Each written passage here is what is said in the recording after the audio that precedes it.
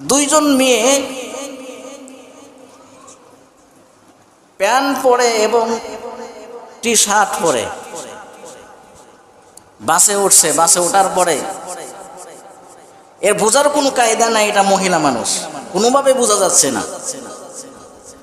দুইজন ওঠার পরে এক পুরুষের পাশে একটা সিট ফাঁকা আছে, একজন গিয়ে সেখানে বসেছে, আর একজন লেডিসের যে সিটগুলো সেখানে গিয়ে বসেছে।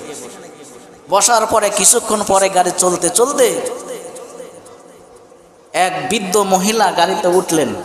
ওঠার পরে একজন ভদ্র মানুষ বলতেছেন, যেটা মহিলার সিটে বসছে তাকে বলতেছেন, এই যে ভাইয়া এই মহিলাটাকে বসতে দেন। যেই মহিলাটা আর এক পুরুষের কাছে বসছে উনি বলতেছেন, এই ভাই আপনি কি বলেন, ওটা তো আমার মেয়ে হয়।